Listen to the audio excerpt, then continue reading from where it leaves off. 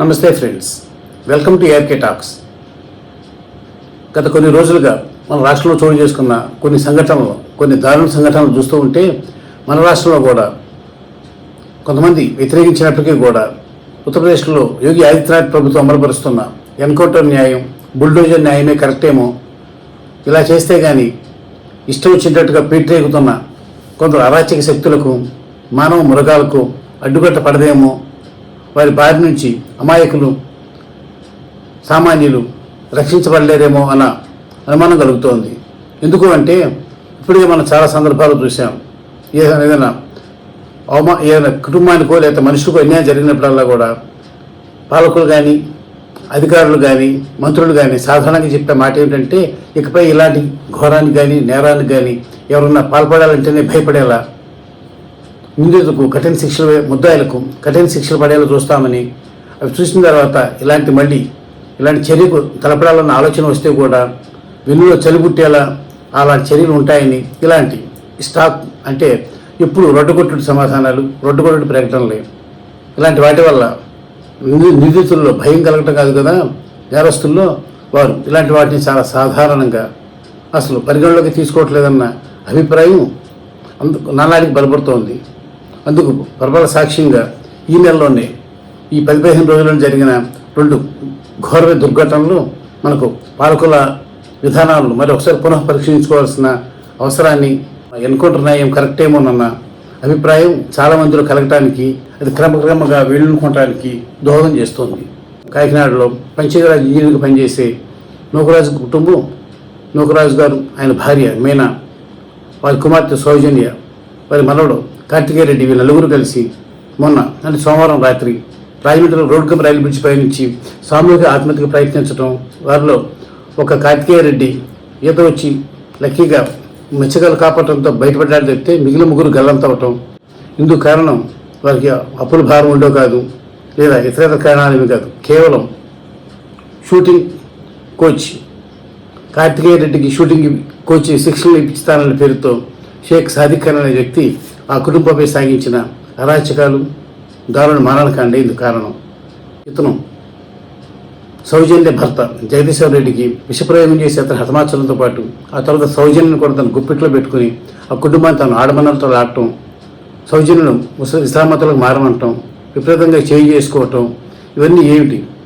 ఎంత కండకావరం, ఎంత పొగరు లేకపోతే ఈ సాధికర్ అనే ఈ దరిద్రుడు ఇతడి అమానుషానికి పాల్పడతాడు ఒక కుటుంబం పట్ల. ఇతడి ఘోరానికి, ఇతని దోషానికి తట్టుకోలేక ఆఖరికి కుటుంబం మొత్తమే సామూహికంగా గోదావరిలో దూకి ఆత్మహత్యకి ఎత్తించిందంటే పరిస్థితి అర్థం చేసుకోవచ్చు. అతను వారి ఎంత క్షోభ పెట్టాడు. ఇలాంటి మానవ మృగాన్ని వాళ్ళు పట్టుకోవటం, తీసుకొచ్చి వాడి కోర్టులో ప్రవేశపెట్టడం, వాడికి మళ్ళీ మేపటం, వాడిని తర్వాత మళ్ళీ వేల తరబడి విచారణ కొనసాగించడం, ఇవన్నీ అనవసరం. ఎందుకు అంటే స్పష్టంగా ఆ నేరానికి పాల్పడ్డాడని, ఆ కుటుంబాన్ని తీవ్రంగా భేదించాడని, ఇప్పటికే ఒకరిని చంపి మీరు నలుగురు విసురు కూడా తీసుకునేలా ప్రేరేపించాడని వారు రాసిన సాక్ష్యాలు, ఇతర ఆధారాల వల్ల నిరూపితమవుతుంది. కాబట్టి ఇంకా మరింత కాలయాపన చేయటం, ఇవన్నీ అనవసరం. ఇలాంటి సందర్భాల్లో ఉత్తరప్రదేశ్లో అయితే కనుక ఈ ఘోరం జరిగి ఉంటే అక్కడ యోగి ఆదిత్యనాథ్ ప్రభుత్వం ఖచ్చితంగా ఈ పాటికి షేక్ సాదిక్ ఖాన్ అనేవాడిని మెట్లో కలిపేసి ఉండేది. ఇట్లాంటి నరరూప రాక్షసులకి ఈ సమాజంలో మనగలిగే అవకాశాన్ని ఏమాత్రం ఇవ్వకూడదు. ఎందుకంటే వాడు బయటకు వస్తే మళ్ళీ ఎలాంటి పని ఎన్నో చేస్తాడు. ఇప్పటికే వీడు కోచింగ్ రైఫిల్ షూటింగ్లో శిక్షణ పేరిట ఎంతోమంది మహిళలు, విద్యార్థుల పట్ల ఎంతో అమానుషంగా ప్రవర్తించాడని, ఎంతోమందిని ట్రాప్ చేశాడని, ఇప్పటికే ఒక బాలిక పట్ల ఇట్లాంటి చర్యలు పాల్పడితే ఒక స్కూల్ వారు ఇతను పంపించేశారని, దాంతో సొంతంగా రైఫిల్ కోచింగ్ అకాడమీ పెట్టుకుని ఆ పేరిట పిల్లలు శిక్షణ తీసుకొచ్చే తల్లుల పట్ల, కొందరు క్రీడాకారుల పట్ల ఇష్టారాజ్యంగా ప్రవర్తిస్తూ వాళ్ళని బ్లాక్మెయిల్ చేస్తూ, లేదా తన మాట వినకపోతే కుటుంబ సభ్యులు చంపేస్తానని బెదిరిస్తూ, ఇలా ఇతడు చేసిన దారుణాలు అన్నీ కావాలని తెలుస్తున్న తరుణంలో ఈ షేక్ సాదిక్ ఖాన్ అనే మానవ మృగాన్ని వెంటనే యోగి ఆదిత్యనాథ్ తరహా ఎన్కౌంటర్ న్యాయం అమలుపరిస్తే కనీసం ఇలాంటి వారికి ఒక హెచ్చరికగా, ఒక గట్టి గుణపాఠంగా ఉంటుంది. మరి ఎవరైనా సరే అప్పుడు భయపడతారు, వారి వెన్నులు అప్పుడు చలుస్తుంది. ఇలాంటి నేరాలకు పాల్పడితే తమ గతి ఏమవుతుందో అదే. ఇక రెండవ సంఘటన దురదృష్టవశాత్తు ఇది కూడా రాజమండ్రిలోనే జరిగింది. ఈ నెల 3వ తేదీన పీజీ మెడిసిన్ చదువుతున్న డాక్టర్ ప్రియాంక ఆ అమ్మాయిని వెనక నుంచి కారుతో 1 కాదు 2 సార్లు కాదు 3 సార్లు గుద్ది ఆ పైనుంచి ఆమె తలపై నుంచి వెహికల్ బానిచ్చి కారు బానిచ్చి చంపిన ఇద్దరు మానవ మృగాలు సువర్పు రిస్వంత్, దేశభక్తుల ఆండ్రూ జోసెఫ్ ఎడ్వర్డ్. వీరిద్దరు కూడా ఇంతే. వీరు చేసింది మామూలు నేరం కాదు. సాధారణంగా పొరపాటున యాక్సిడెంట్ జరిగితే అప్పుడు వెంటనే తీసి సారీ చెప్పడం, మరి ఆమె చుట్టుపక్కల పట్టుకుని కొడతానని భయమిస్తే అప్పటికి పారిపోయి తర్వాత పోలీసులు స్టేషన్ లొంగిపోవటం ఎవరన్నా చేసే పని మనలాంటి వాళ్ళు అయితే. కానీ ఈ ఇద్దరు, ఈ దిశవంత్, ఈ ఆండ్రూ జోసెఫ్ ఎడ్వర్డ్, వీరిద్దరూ కూడా మదమెక్కిన మానవ మృగాలు, ఒళ్ళంతా కొవ్వు. ఈ డీడ్తో ఇద్దరు చేసింది ఏంటి?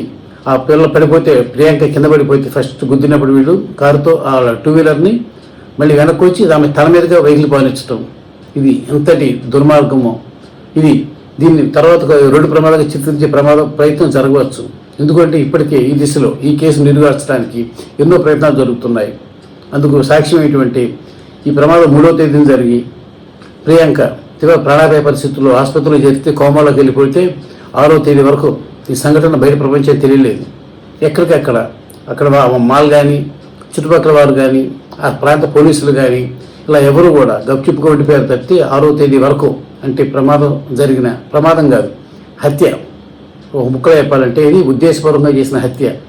ఈ హత్య యత్నం ఈ జరిగిన 3 రోజుల పాటు దాన్ని తొక్కిపట్టి అన్నిటిని కాపాడి వారిని దాంట్లో బయటపడేసేందుకు ఎన్నో శక్తులు ప్రయత్నించాయి. ఇంతకన్నా దారుణం ఏమైనా ఉంటుందా?